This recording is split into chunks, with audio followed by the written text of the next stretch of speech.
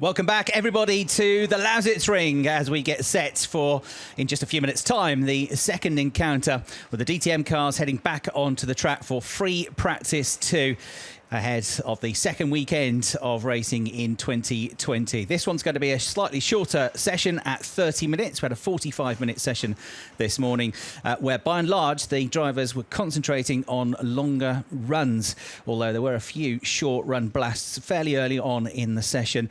I expect there'll be more one-lap qualifying type runs in this second free practice session, because the next time after this that the drivers will be in the cars will be for the first qualifying session tomorrow morning. So they need to start preparing for that. But of course, these sessions also give you the opportunity to prepare for longer runs. René Rast there, the reigning champion, two-time champion, who had a difficult start to the day when his win from race 2 at Spa was taken away from him after an inquiry this morning regarding the fact that he pressed the push-to-pass button whilst leading the race, which you're not allowed to do. Docked 10 seconds as added on as a penalty to his race time, which demoted him not only down to second place, but down to third place. So Nico Muller, the man you're looking at there, inherits the race victory. He was only 0.4 of a second behind anyway as they crossed the line. And it means he's had 2 wins out of 2 now. And he's suddenly got a big points advantage of just 23 points after just 2 races. So he's got 53. Jamie Green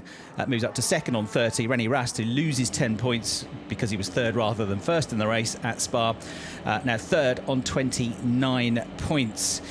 Robert Kubica there, who was one of the 3 drivers involved in the post-free practice 1 press conference, and made some setup changes to the car. I was actually asked if he considered becoming an Audi driver when he got the opportunity to race in DTM, but he said it's never an easy decision which team to go with, which manufacturer to go with, but he has this long-standing relationship going back to his Formula 1 days with BMW.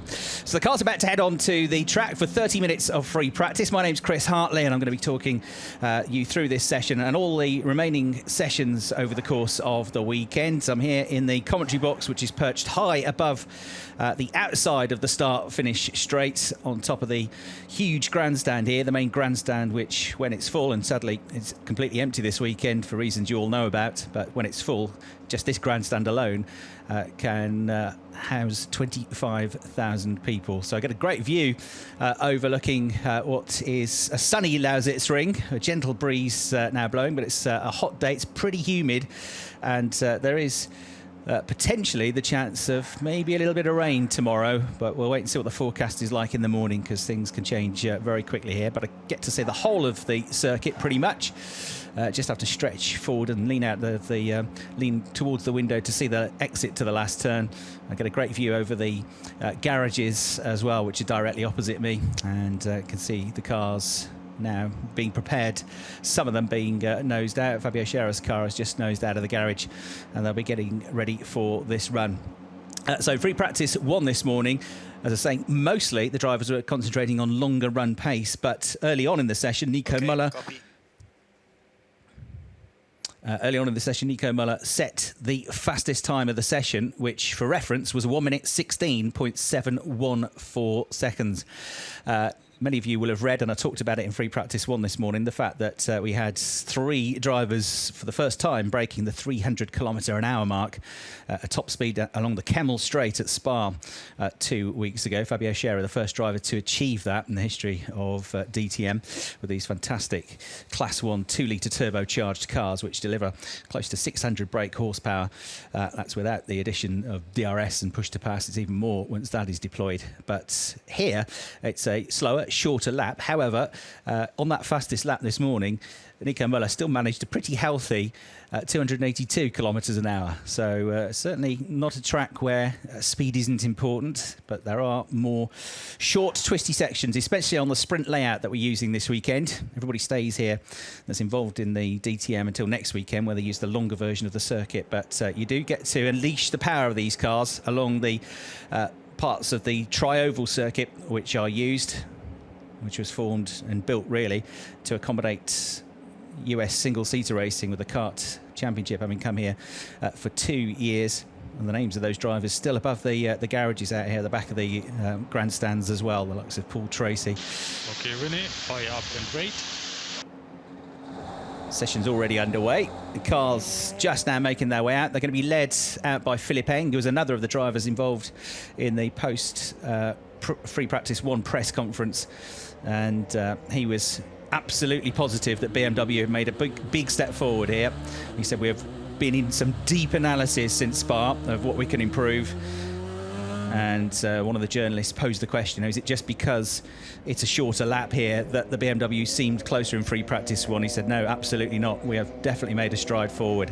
And it was certainly encouraging for them this morning, with the best of the BMWs being 3rd quickest, which was Marco Wittmann, the former double champion, who was only 0.2 of a second behind Nico Muller's fastest time of the session, did a 1 minute 16.931.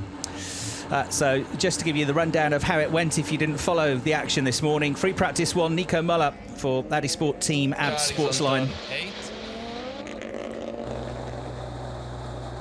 was the quickest driver, as I mentioned, 1 minute 16.714, but only 86 thousandths of a second behind him turn 11 now, Kubica.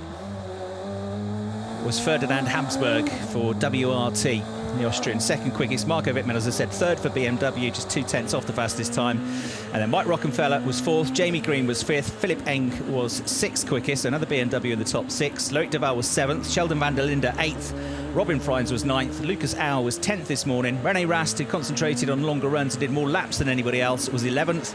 Jonathan Aberdeen was 12th, Fabio Scherer was 13th, Robert Kubica was 14th. He did the fewest laps of all in that first session after spending some time in the garage making some setup changes. And then Timo Glock and Harrison Newey were 15th and 16th. You heard on the radio just about a minute ago the conversation with René Rast and his engineer discussing where other cars were on the circuit, and we saw that a little bit this morning. Drivers, especially on what's a fairly short lap around here, making sure they don't get released into any traffic.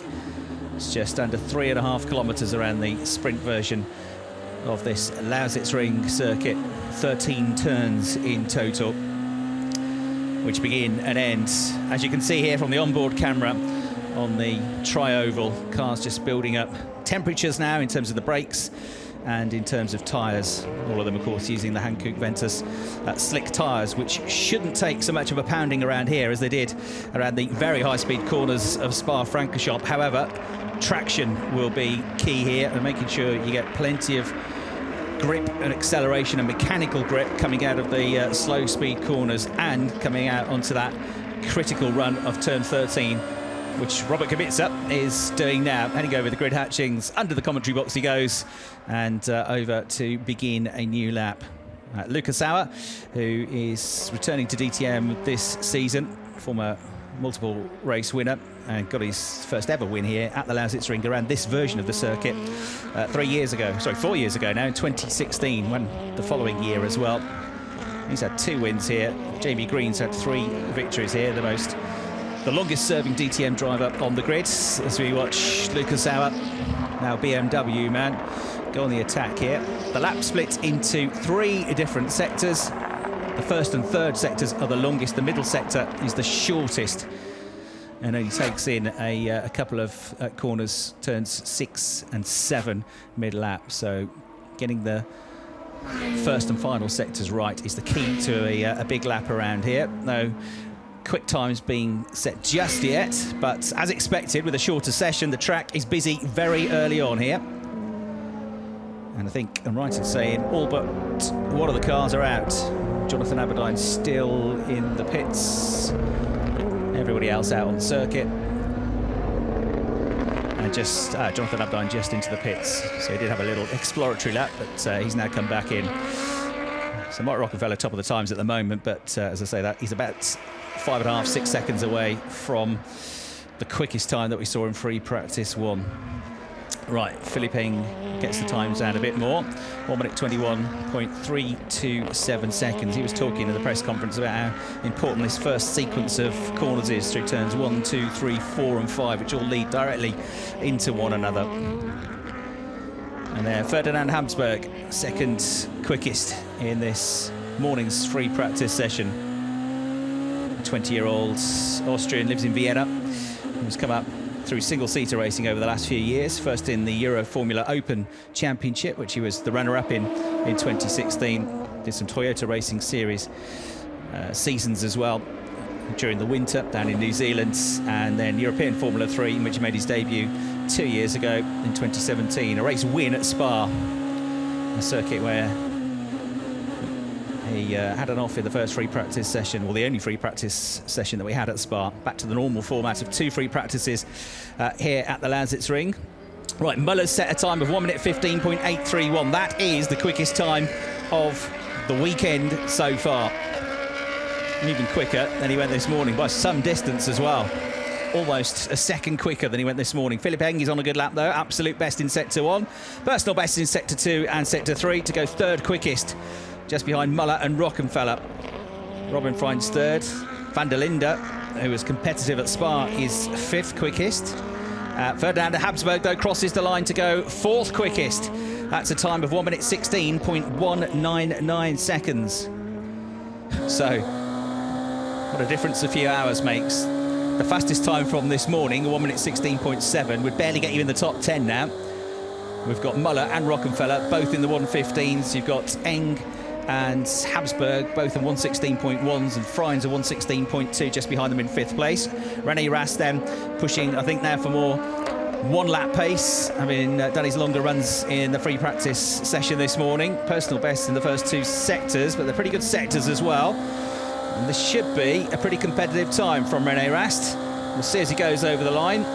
7th, just under half a second off the absolute best that we've seen so far. So Muller and Rockenfeller, the top 2, but then 2 BMWs with Wittmann and Eng, 3rd and 4th. Habsburg up there again in 5th, Freund's in 6th, Rast 7th, Vanderlinder in 8th, Eric de Val 9th, and Jamie Green in 10th place currently. Absolute best through the final sector for Vanderlinder, so 6th place now in the BMW. There's 3 BMWs in the top 6 and 3 Audis, evenly matched. Audi still top though, with Muller back on board with René Rast, hovering in 3rd gear and not on a quick lap at the moment. The first sector was a couple of seconds down, so perhaps headed for the pits, perhaps building up to another run and a clear track to have another go. Robin Freund's on a pretty good lap, personal best in the first sector, and he's had a personal best top speed through the first sector as well. Actually, an absolute best top speed through the first sector. René Rast still building up his speed. Rockenfeller and also Freund's coming in now. Rockefeller had a very solid first weekend at Spa with 2 top 5 finishes, 4th and 5th. He qualified pretty well as well, 4th and 5th, so he sort of held station in the races, but pace looking good for Rocky, former champion who finished 4th in last year's standings. Jamie Green, personal best in the first sector, terrific drive through, particularly in the first race at Spa, to get onto the podium from 11th on the grid. And the driver 2nd in the championship standings. Early days, but this season is going to be coming thick and fast for race weekends in the next 5 weeks. So before you know it, we'll be more than halfway through the season. So imperative to keep the run going. And that's 5th place now for Jamie. Personal best in the first, 2nd and 3rd sectors. So 1 minute 15.831 Muller's time, 1 minute 15.874 Rockenfeller's time. That's just 43 thousandths of a second between them.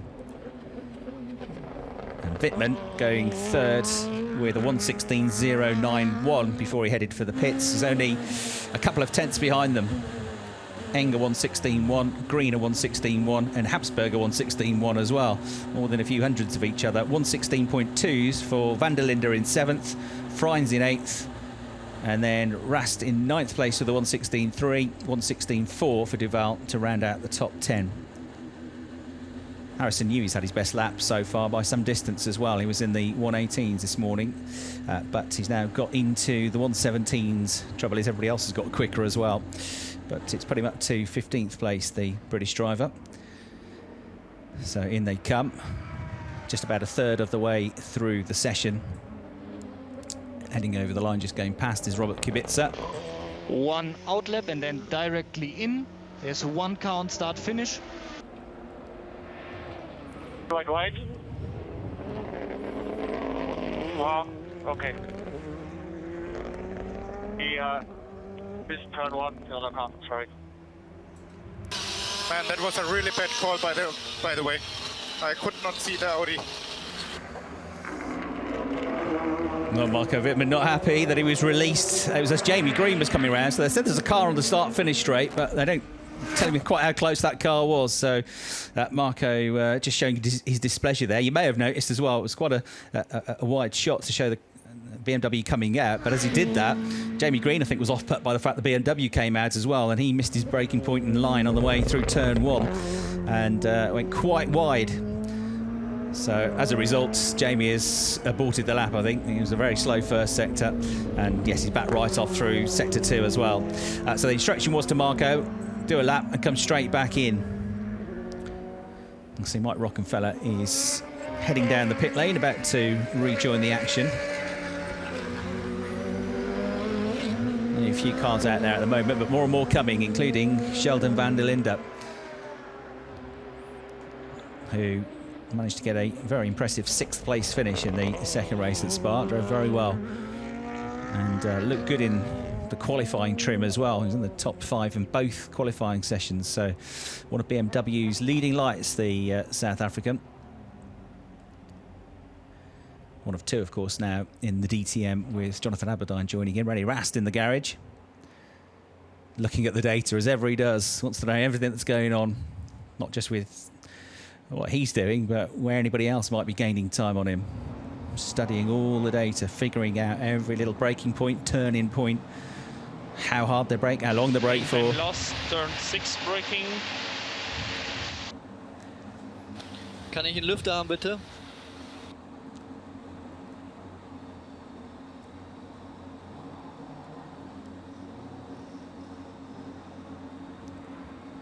Sorry, inverted colors. Right, so Rennie Rast asking there if he can have a fan, because he's, as you can imagine, pretty hot inside that cockpit, not just with the ambient temperatures that we got here, but the fact that he's in full race gear. There's no airflow through the car at the moment, and you get all the heat from the engine. So you generally would be looking at, inside the cockpit, a temperature of around about 20 degrees more than ambient temperature. So fan in. Driver cooling down, studying the data, getting ready to go back out. We haven't seen him near the top of the times so far in either of the free practice sessions, but it's qualifying that's really going to count. Mike Rockenfeller then out, currently 2nd quickest. And with a fairly empty track at the moment. Rocky's another driver that hasn't won here at the Lausitzring, even though he's had some good results and been on the podium. The win has evaded him. Best result for him being 2nd place in the 2013 season, in which he won the championship. Yeah, from car balance, honestly, I have Okay, macht mal die Haube runter und fertig, dass wir vorne liegen. But he's quite reactive. For whatever reason, I have very in terms of pressure adjustment. the harshness in. So across the radio signals there, but radio messages. But Robert Kubica again discussing the fact that he's struggling a bit with the balance of his BMW, something he talked about in the first free practice session before he disappeared in the garage for quite some time, and only came out quite late after presumably quite a few changes had been made to the car. And Robert, the sole driver in the ART Grand Prix squad. Sebastian Philippe, the team manager. Pierre Lambouet, the team manager. And the French team that's had so much success in single-seater racing in particular. Coming back to the DTM ART Grand Prix for the first time in 4 years. Last ran as a Mercedes factory team for the Euronics BWT Mercedes team when Gary Paffett was involved, and Lucas Auer drove for the team as well. But they've taken GP2 drivers' titles for the likes of Nico Rosberg, Lewis Hamilton, Nico Hulkenberg, GP3 titles for Esteban Ocon in recent years, George Russell just a couple of years, Charles Leclerc involved in the team as well. So incredibly successful international single-seater racing team. Great to have them with us in the DTM. Great view here on board with the championship leader, Nico Muller, getting up towards 200 kilometres an hour in 5th gear. Snatches 6th gear, goes over the line, track completely to himself at the moment over on this side of the course, brakes, drops down to 2nd gear for turn 1, then it's straight into turn 2, the right-hander over the curbs, right through turn 3, hold it in 3rd gear, 130 kilometres an hour, then down to 2nd again, under 90 kilometres an hour, as you bring the car through the next sequence of corners, which all flow into one another, close to the wall on the exit down this short link straight. And then 4th gear, holding it down to 2nd, 90 kilometres an hour. It's almost like a big kart track, this, the way the DTM drivers throw the car through these S-bend sequence of corners, use the curbs, build up the speed down the back straight, approaching the next left-hander, down the gears again. Holds a nice tight inside line and looking good. Not on an absolute fly yet, but reasonably quick lap from Muller, and one of his big rivals for this year's title, the driver that beat him to the championship last year, René Rast, being released now into a fairly clear track. Still more than half the cars currently in the pit lanes. Gone slightly overcast as well since the start of the session. Definitely feel there might be some rain at some point. It's very muggy and humid, and there's no big rain clouds, but it's just got that sort of slightly hazy look about it at the moment. So René Rast builds up the speed. Muller, 1 minute 15.8 is his best lap time. The ultimate lap time, if you put all the best sectors together, is 1 minute 15.7, so it's pretty close to a perfect lap, the one that he did early on. And it was early on in the first free practice session that Nico set his best time. 13 minutes left to go. René Rast, you're following. Having had that win taken away from him at Spa. Audi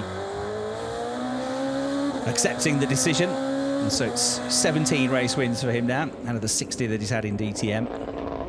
His success record is outstanding in DTM in terms of consistency as well, René Rast. He's had nearly 50% of the races that he's had. He's been on the podium, 28 podiums out of 60 races, which is hugely impressive. On board then with Sheldon Vanderlinder now, who's currently 7th, showing good pace, just as he did at Spa. Former South African Polo Cup champion, frontrunner in the support series to DTM a few years ago, the Audi TT Cup as well, and finished 4th in the championship, and part of a great racing family. Younger brother of Kelvin Vanderlinder, reigning ADAC GT Masters champion, and son of Sean, former South African touring car championship driver for BMW and champion in 1994. So it runs in the blood. Sheldon Vanderlinder, again, impressing in terms of his speed here in the DTM. He's amassed plenty of experience in touring cars and some GT racing as well over the last few years. Still just 21 years of age and an exciting young talent, making his way out onto the banking and onto the tri-oval circuit to begin a fresh lap. Through he now goes on the charge down to turn 1. In fact, Jonathan Aberdeen, his fellow countryman, is just a few seconds ahead of him on the road. Marco Wittmann's just gone back out. He's back on circuit now as well. There's only a few cars in the pits. Glock's in the pits, Kubica and Auer all in the pits currently. Nobody on a massive charge as yet in terms of single lap, impressive lap times. But suddenly the track much busier. Just under 11 minutes left to go as you ride once more with René Rast. Quite a few cars ahead of him. Jamie Green is just ahead of him. He's making his way through turn 7 at the moment, into the short back straight, coming up to the left-hander at turn 8, end of the sector, and that sector time 20.2 seconds, about 6/10 away from an absolutely flying second sector. Jamie Green backing off. René Rast gets past him, pushing up to 200 kilometres an hour. And again, having a sequence of a number of laps run together here. Auer's gone out as well now, so that just leaves 2 in the pits, Glock and Kubica. René Rast then coming through. That lap time was a 1:18.5. which is a pretty good long run lap actually. Doing longer runs. The drivers we saw this morning were lapping 1:18, 2s, 3s, 4s and 5s, so it's in and around a pretty good longer run pace, that.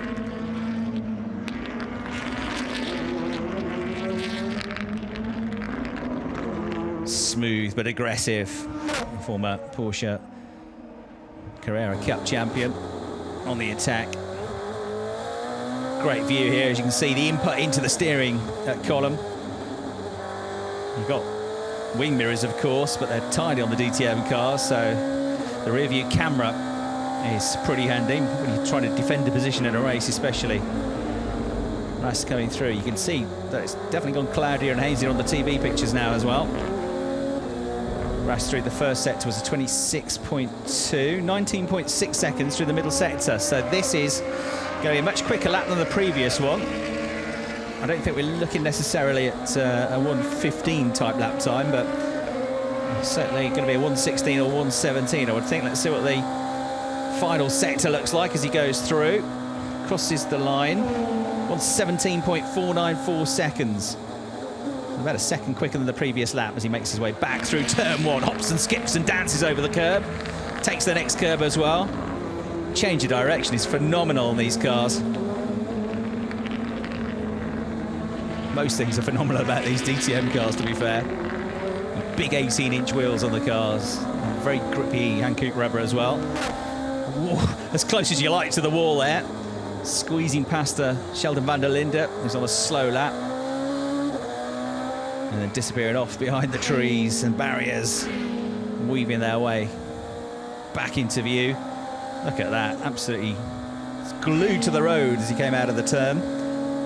That's slightly quicker than the second sector on the previous lap, 19.606, but very consistent. He's on for another low 1:17, I would say, here on this lap. It's just great, isn't it, watching a driver flowing like this. Fighting the car, using the limits, but always looking in control. On the gas for a long time now, up to 6th gear. Over the line in a few seconds' time. 1:17.355, that's consistency for you. That's within a tenth of the previous lap. It looks like he's continuing on. So we switch now to the championship leader, Nico Muller. The Swiss still has the best time from earlier on in the session. He's on probably a 1:17 type lap at the moment as well. Yeah, 1:17.6. So again, longer runs actually. They're working on more in this session. I thought they might go for, especially the last 10 minutes or so, some more one-lap runs to set themselves up for qualifying. But they know that getting the car right for the race is important. More important, I suppose, in the long run. It's got championship points to think about, though, in that qualifying session. 3 for pole position, 2 for second, and point for third quickest. And it can make a huge difference at the end of the season as well. Last year, René Rast picked up 35 points in qualifying points. That's like a win and a third place gifted to you on top of your championship results. And he was way clear of anybody else. Marco Wittmann was the next biggest point scorer with 16 points from qualifying, 19 fewer. And Nico Muller only scored 10. He was third best. So that's 25 points. That's effectively a race win he gave away to René Rast in terms of qualifying points scored last season. So Muller about to come through. René Rast's last lap time was a 1:17.307, so 3 laps within a tenth of a second of each other, as you'd expect from some of the top drivers in the world. Muller's lap time was a 1:17.597. So that was good. That was impressive, actually. He was on a longer run here as well, making the most of this second free practice session. The first time they've benefited from a second free practice session this season.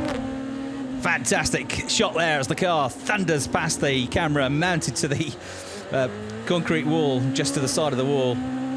And you get the impression just how A, quick they are, and B, how close they get to that wall. You or our brains would be saying, stay away from the wall, stay away from the wall, that's going to be expensive. Their brains say, get as close to it as you can. that means a quicker lap time, even by just a few thousandths of a second. There you see the comparison between the lap times over the last 3 laps. In favour slightly of Muller at the moment, 1:17.597 and a 1:17.6 for Rast. Both getting quicker and quicker though as the fuel load comes down. Maintaining good pace. That's 4 laps now, isn't it, at that sort of pace for René Rast, and something similar for Nico Muller. Rast has completed the first sector at 26.1 seconds. They're not the only two doing longer runs either. Most of the field are going for that now. And they've already belted in 13, 14 laps, some of these drivers. Rockenfeller's done 16 laps, actually. Newey's done 15, Muller's done 15 as well. They're the drivers that have done the most. Glock's only done 9 laps, and Kubica's only done 10. You would think Kubica would want to be out there as much as possible learning the car. It's difficult to come in and compete. He said, you know, if it was as easy as it looks, we'd all be championship leaders. It's, even for a driver of his absolute quality, Robert Kubica, you just can't, as has been seen many times before.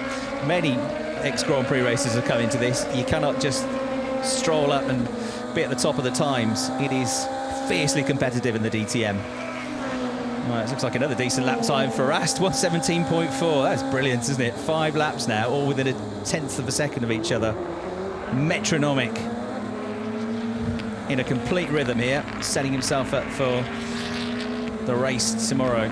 And now, of course, to play catch-up, still searching for his first win of the season after that decision this morning. He won't fear, though. He didn't pick up a race win until the 3rd weekend of the season in 2019, where he won both the races at Misano. In fact, he didn't have a great start to the season, did he? 4th at Hockenheim, and then Carl Woes costing endearing race 2 at Hockenheim. And then he went on, in terms of qualifying, only 16th place in that race at Hockenheim. Sorry, he got a win, didn't he, at round 2. A retirement in round 3, the first race at Zolder, and a win. So it's sort of bad race, good race, bad race, good race to start the season. And then finally some consistency at Misano, those 2 poles and 2 podiums. And there was only 1 weekend where he didn't pick up at least 1 victory last season. That was at Assen. He's still got on the podium though, 3rd place and a 5th place in the 2 races there. The consistency is going to be more important than ever, I reckon, this year. Slightly slower, 1:17.8, but the tyres have done a few laps now. Bit of a lock-up as well on the way into turn 1. There's Jonathan Aberdeen just in front of him. And how's Jonathan getting on at the moment? 12th quickest. His last lap time was a 1:18.6, but his best lap time's a 1:16.6. All the very quick lap times coming pretty early on in the session. Back on board with René now as he slows the car down to 2nd gear. Snatches 3rd. Very quickly up to 4th before he turns into the right-hander.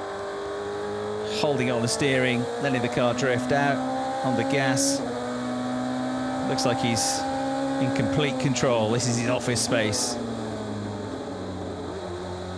Eyes fixed forward, but he looks relaxed at the same time.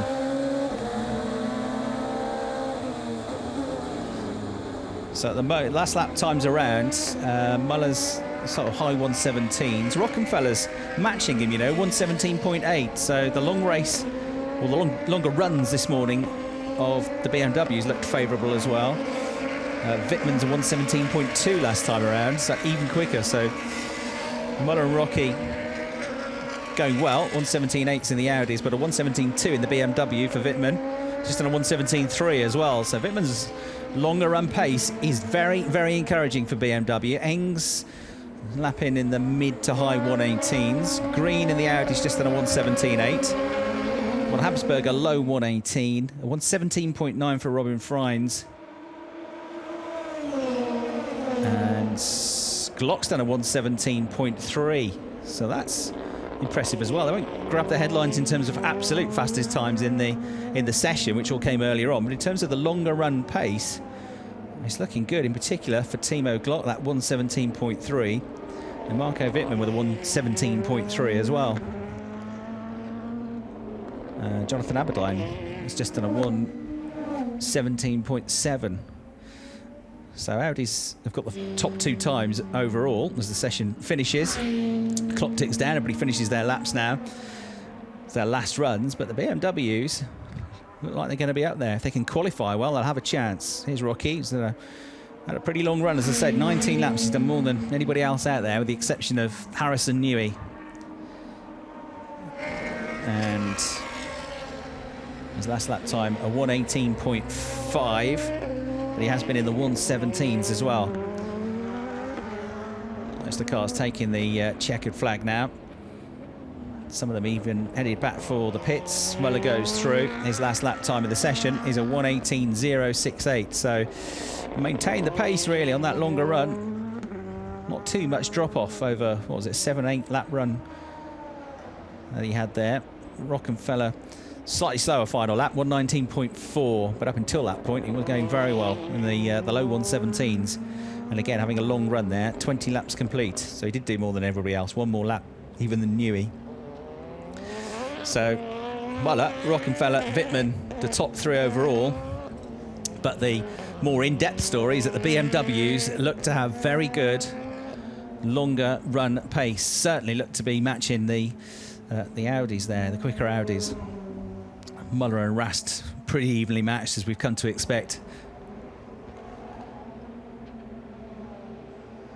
So cars starting into the pits, changing tyres. The reason is they're going to come back out and have some practice starts now to round out this first day of activity here at the Lausitzring.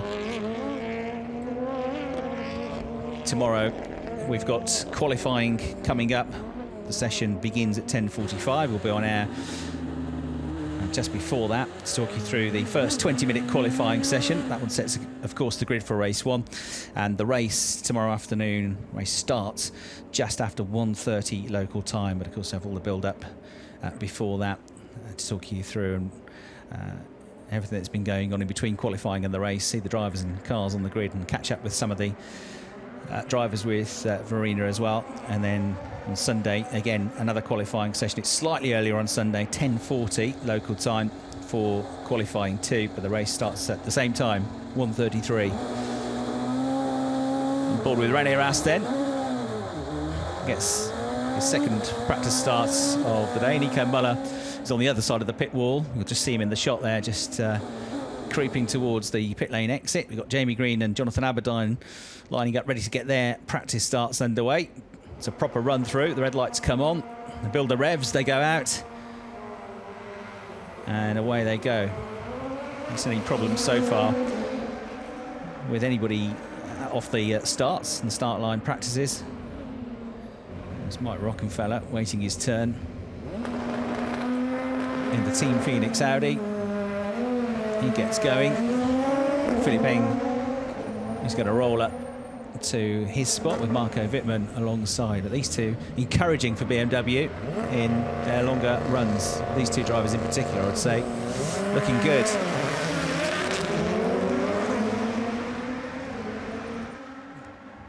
So away they go, practicing that run down into turn 1. On the gas for Timo Glock. Drops the clutch, releases it, unleashes nearly 600 brake horsepower off the line. And he's been tracked all the way by Loic Duval. Sheldon Vanderlinder. Camera just on top of the windscreen on his car, just on the roof. Good view as well, windscreen wiper in the foreground. Off he goes. And that looked like a pretty decent start to me. Ferdinand Habsburg's had his go as well alongside, and Robin Freins next to line up. Having claimed his maiden pole position at Spa. Got himself on the podium. Finished third, promoted to second after Rast's penalty. And picking up good points after a frustrating first race. Nico Muller has now made his way ready to take his practice start. He's got the splitter cam, this low-slung camera. Just gives you a real sense of speed with the DTM cars as he makes his way now off the practice start and into turn 1.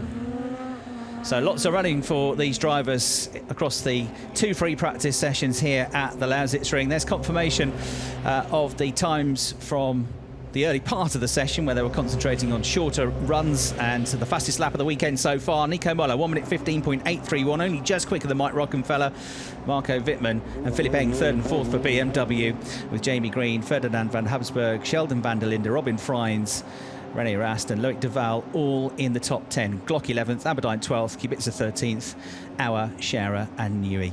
We'll have qualifying and the races coming up for you tomorrow and on Sunday then. Hope you've enjoyed our coverage of this free practice session here at the Lausitzring. Bye for now.